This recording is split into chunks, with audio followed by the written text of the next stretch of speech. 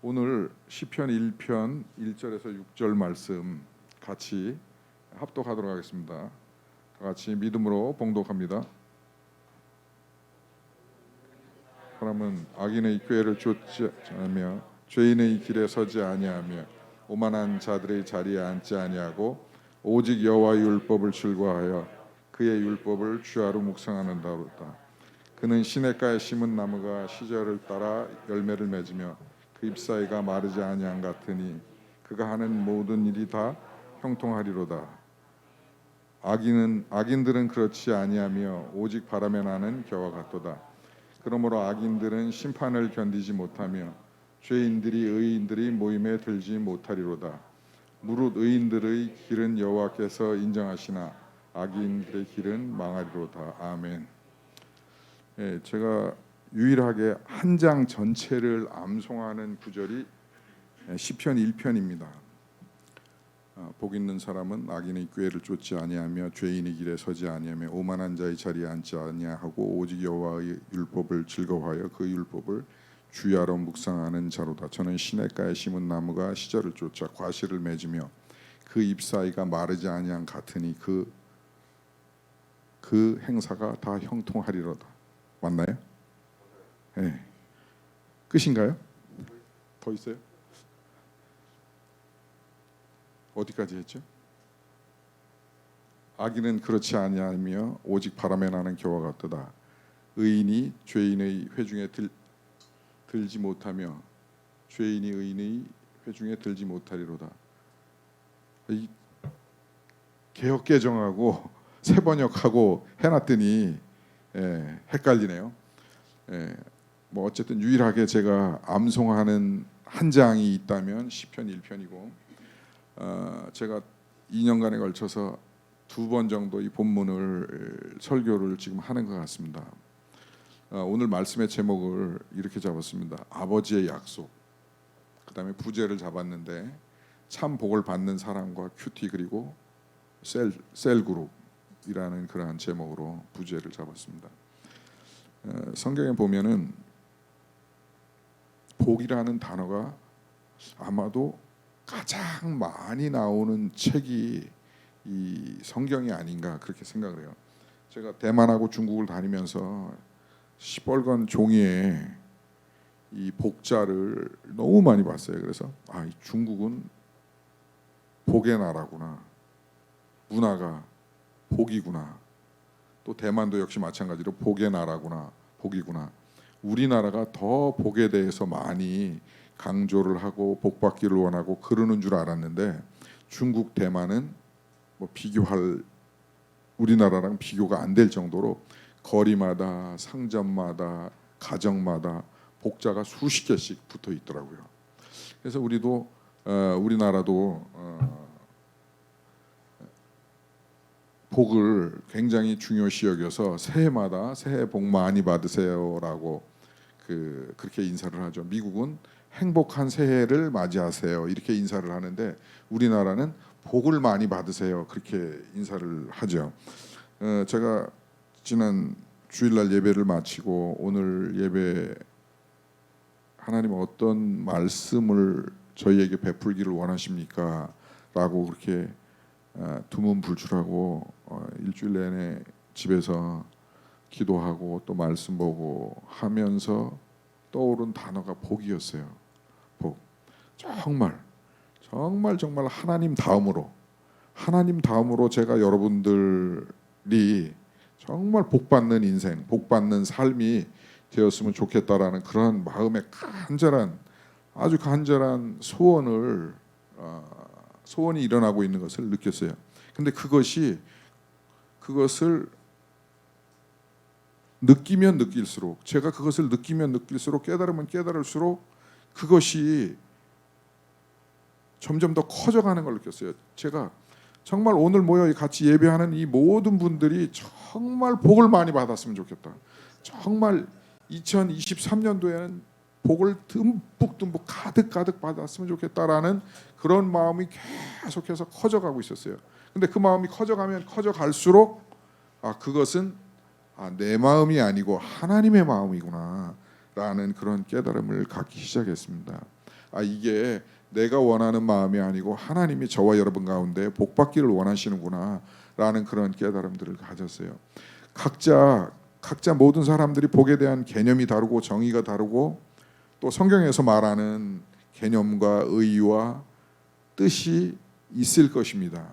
어쨌든 간에 그것이 정확하게 딱 맞아 떨어지든 편차가 있든 갭이 있든 간에 어쨌든 저는 한 주간 송구영신 예배를 생각을 하면서 정말 저도 복을 좀 많이 받았으면 좋겠고 우리 자녀들도 또 특별히 두 번째 치고 함께 예배하는 우리 예배 공동체 우리 주님께 각 예배자들이 정말 많은 복을 23년도에는 충만하게 받았으면 좋겠다라는 그 마음의 소원이 계속 일어나는 걸 느꼈어요. 그리고 복 받았으면 좋겠다. 그러면서 한 사람 한 사람 기도하면서 하나님의 복이 정말 충만하게 임했으면 좋겠다라는 그러한 마음을 갖기 시작했습니다. 그리고 말씀의 제목을 오늘 나눈 것처럼 그것은 아버지의 약속이라는 그러한 깨달음을 갖기 시작했습니다. 여러분들이 복 받는 것이 여러분들이 복 받는 그 자체가 하나님의 약속이고 하나님의 마음이라는 것이에요. 믿습니까? 하나님의 마음이 저와 여러분이 복 받는 것이 하나님의 마음이에요. 그것을 제가 한 주간 동안 깨달았습니다. 그리고 그 참복을 받는 사람들은 그 참복을 받을 사람들은 하나님 말씀 묵상이 오늘 본문에 보니까 필요하겠구나. 그리고 그 말씀 묵상이 제대로 됐는지 안 됐는지 그리고 그것을 서로 격려하고 점검하고 하는 셀 그룹이 필요하겠다라는 그러한 마음을 가졌습니다. 오늘 본문으로 다시 돌아가서 이 복에 대해서 성경이 특별히 시편 150편에 그 인트로라고 얘기할 수 있는 서론이라고 얘기할 수 있는 시작이라고 얘기할 수 있는 그 시편 1편에서 복에 대해서 강조를 하고 있고 복을 받으라고 또 복 있는 사람이 이런 사람이라고 이야기하고 있는데 그래서 굉장히 의미 있는 일이라고 생각합니다. 현대 영화들의 특징 중에 하나가 무엇이냐면 현대 영화는 인트로가 있죠. 물론 아우트로도 있는 영화들도 있습니다만은 현대 영화는 대부분이 인트로가 있습니다. 시편 150편이라는 이 광대한 이 하나님을 찬양하고 하나님의 하나님됨을 인정하는 이 말씀 속에는 특별히 시편 1편 안에는 복 있는 사람에 대해서 복에 대해서 복 받을 사람에 대해서 내가 복주마 약속한 사람들이 어떤 것인지에 대해서 하나님은 기록해 놓으시고 우리에게 복의 길을 열어 놓으셨습니다. 복이 어떤 사람이 있냐면은 첫 번째로 복과 대비되는 반대되는 것을 말씀하셨는데 그 사람이 복이 있다는 것이죠. 그것을 대비해서 얘기해 주시고 있는데 그것은 복 있는 사람은 악인의 꾀를 쫓지 않는 악을 멀리한다는 것이죠. 악을 따르지 않는다는 것이죠. 그게 복된 사람이라는 거, 복 받을 사람이라는 것이죠. 그다음에 죄를 멀리하고 죄를 따르지 않고 죄의 길에 서지 않는 자가 하나님께서 복 있는 사람이고 복 받을 사람이라고 말하고 계신 것이죠. 또 교만하거나 오만하지 않은 자가 복이 있는 사람이라고 성경은 시편 1편은 증거하고 있습니다. 1절에 그렇게 복에 대해서 반대되는 것을 얘기함과 동시에 2절에는 복 있는 사람은 그러면 어떻게 하는 사람이 복 받을 사람이냐, 복된 사람이냐, 복을 누리는 사람이냐 그것에 대해서 말씀하고 있는데 그것은 오직 여호와의 율법을 즐거워하여 그 율법을 주야로 묵상하는 자, 말씀을 즐거워하는 자가 복된 사람이라고 성경은 기록하고 있습니다. 그리고 그것을 주야로 묵상하는 사람, 하나님의 말씀을 율법을 하나님의 말씀을 예수 그리스도를 십자가를 주야로 묵상하는 자가 복이 있다라고 얘기하고 있습니다. 3절에는 그 결과를 말하고 있는데요. 그렇게 한 사람, 악을 멀리하고 죄를 멀리하고 겸손한 사람, 오만한 자리에 앉지 아니하고 하나님 말씀을 즐거워하고 하나님의 말씀을 묵상하는 자가 얻는 열매, 결과는 무엇이냐? 3절에 기록되고 있는데요. 그것은 시냇가에 심은 나무가 철을 따라 열매를 맺으며 그 잎사이가 마르지 아니한 같으니 그 향사가 다 형통하리로다. 어떤 결과가 있냐면 그런 자는 복 있는 사람은 복된 사람은 악을 멀리하고 죄를 멀리하고 하나님 말씀을 즐거워하고 묵상한 자는 그가 하는 모든 일이 형통하게 된다는 말씀입니다. 할렐루야. 여러분 형통이 무엇이에요? 형통은 모든 일이 뜻과 같이 잘 되는 것, 잘 펴지는 것, 잘 풀리는 것, 그것이 형통이라는 것이죠. 저는 하나님은 저를 떠나서 하나님은 2023년 한 해 동안 저와 여러분 모두가 다 형통하기를, 하는 모든 일이 다 형통하기를 원하시는 게 하나님의 마음이라는 것이죠. 믿습니까? 이것을 믿음으로 받아들이는 자가, 불 좀 꺼주세요. 1989년 아르메니아의 대지진 때 발생한 일입니다. 지진 직후 한 아버지가 아들이 다니는 학교를 향해서 뛰어갔습니다. 도착해보니 기가 막히게도 학교 건물은 빈대떡처럼 납작하게 무너져 있었습니다. 넋을 잃고 서 있는 아버지의 귀에 자신의 아들에게 늘 했던 약속이 들려왔습니다. 아들아, 무슨 일이 있든지 네가 이 아버지를 필요로 할 때는 내가 반드시 그 자리에 갈 것이다. 너의 곁에는 언제든지 내가 있어줄게.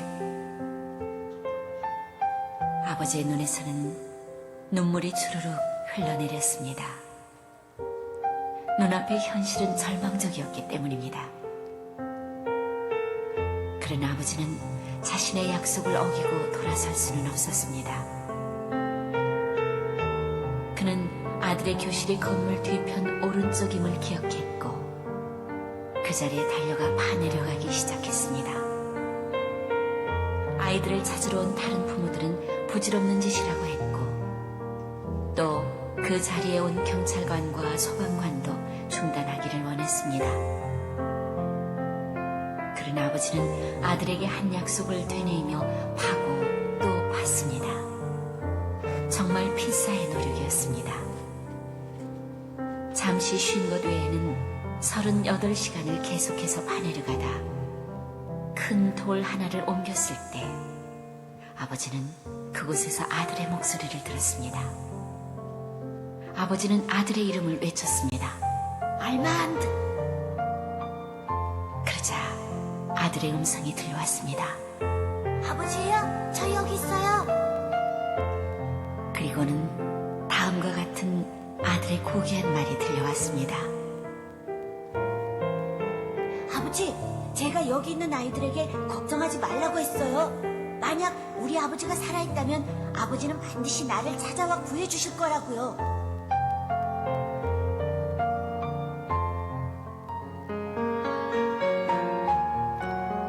여러분, 왜 시편 1편 1절부터 3절이 중요하고 복받는 길이고 통로이고 복을 누리는 자가 그렇게 될 수 있는 것이냐면, 그 말씀을 묵상하면서 저는 이 과거에 있었던 이 사실이 기억났고 실제로 있었던 이 일을 애니메이션화한 겁니다.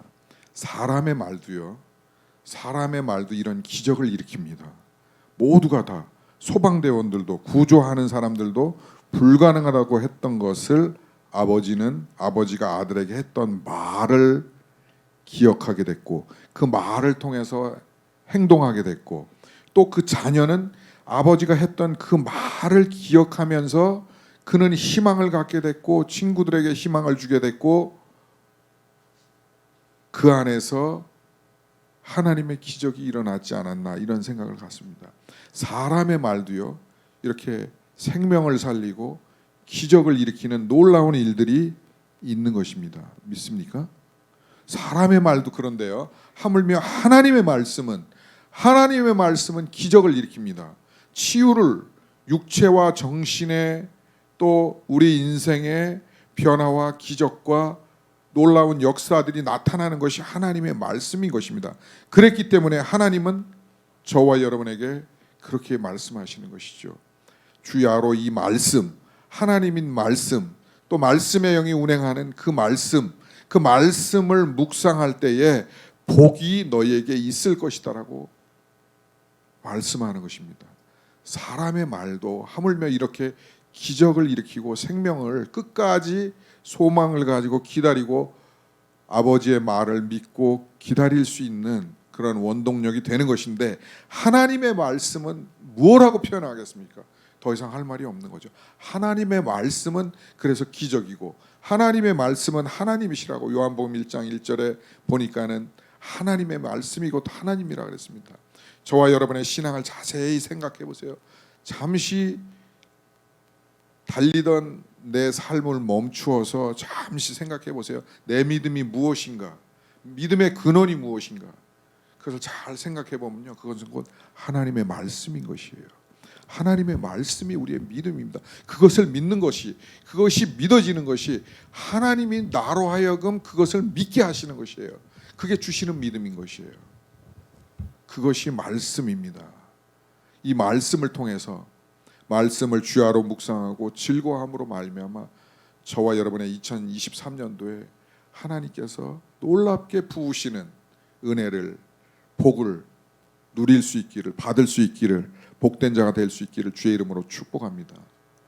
그래서 시편 119편 105절에 이렇게 기록되어 있습니다. 다 같이 봅니다.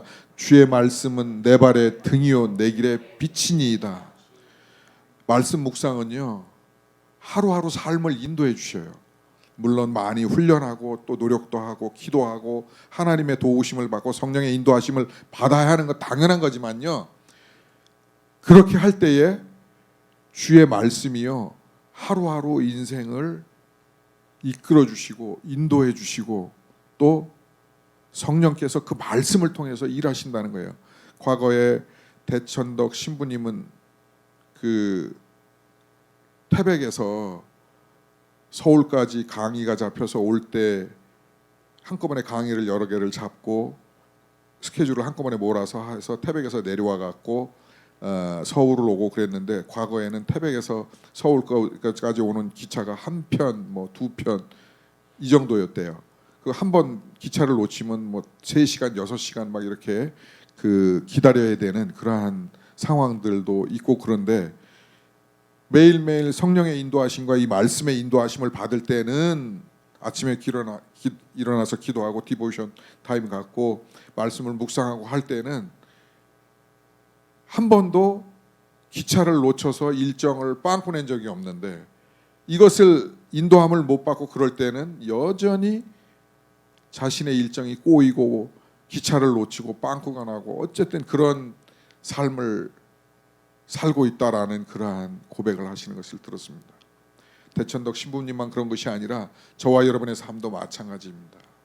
하나님의 말씀이 우리 발의 등입니다. 등불. 불 다 끄면 우리가 앞으로 어디가 앞이고 어디가 뒤고 어디가 길이고 어디가 빠지는 데고 어디가 넘어지는 데인지 돌불인지 알 수 없지 않습니까? 그러나 등이 켜졌을 때는 우리가 가야 할 길을 알 수 있는 것처럼, 길이 어디고 어디가 웅덩이고 어디가 돌불인지 알 수 있는 것처럼 주의 말씀이 우리의 발의 등이 되고 길이 되고 빛이 된다는 사실인 것입니다. 그래서 하나님의 말씀을 묵상하라고 말씀하는 것입니다. 그럴 때에 성령께서 그 말씀을 통해서 우리의 삶을 인도하시고 복 주시는 줄로 믿습니다. 마태복음 14장 31절 같이 보고 한두 말씀을 통해서 말씀을 결론 맺겠습니다. 다 같이 고백합니다. 예수께서 즉시 손을 내밀어 그를 붙잡으시며 이르시되 믿음이 작은 자여 왜 의심하였느냐 하시고, 여기서 믿음에 대해서 예수님이 말씀하시는데요, 여기에 숨겨진 키워드는 말씀이에요. 예수님께서 즉시 손을 내미사 그를 붙잡으며 이르시되 믿음이 작은 자여 왜 의심하였느냐라고, 의심에는 무엇을 의심했다는 것입니까? 예수님이 베드로에게 한 말씀, 그 말씀을 의심했다는 것이죠. 말씀을 의심하는 것은 믿음이 아니고 말씀을 믿는 것이 믿음이라는 것이 숨겨진 베타 메시지라고 저는 생각이 듭니다.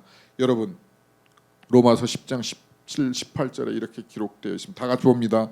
그런즉 이와 같이 믿음은 들음에서 의에 오며 들음은 하나님의 말씀에 의해서 오느니라. 그러나 내가 말하노니 그들이 듣지 못하였느냐? 참으로 들었은즉 그것들이 소리가 온 땅에 퍼졌고 그것들의 말씀이 세상 끝까지 이르러도다 하였느니라. 그런즉 이와 같이 믿음이라는 것은 하나님 말씀을 들음으로 인해서, 하나님 말씀을 인해서 우리의 믿음이 온다는 것이죠. 하나님께서 믿음을 주시고 우리의 믿음이 자라난다는 것이죠. 들음은 곧 하나님의 말씀에 의해서 오느니라. 할렐루야. 여러분 믿습니까? 우리의 믿음은 하나님의 말씀을 들음으로 인해서 그 말씀을 통해서 우리의 믿음이 자라는 것이고, 우리가 천국 갈 만한 믿음이 생기는 것이고, 예수님을 예수 그리스도로 우리의 구세주로 구원자로 믿게 되는 것이고, 영원한 생명을 믿는 것이고, 예수 믿지 않으면 지옥 간다는 것도, 천국 간다는 것도, 또 이 말씀을 전해야 한다는 것도 우리가 믿게 되는 것이죠. 이 말씀을 통해서 병든 자가 일어나기도 하고 기적이 일어나기도 하고, 또 맡겼던 형통치 못한 그런 문제가 형통하기도 되고 한다는 것이죠. 바라기는 2023년 첫 시간을 하나님 앞에 드리면서 내 삶을, 내 인생을 의뢰하면서 송구영신 예배로 드리는 저와 여러분이 2023년도에는 이 말씀을 묵상함으로, 말씀을 즐거워함으로 하나님께서 부으시는 그 하나님의 마음, 하나님의 본심, 우리가 복받기를 원하는 그 복들이 저와 여러분에게 흘러 누르고 흔들어 넘치도록 그 복이 저와 여러분에게 있어질 수 있기를 주의 이름으로 축복합니다.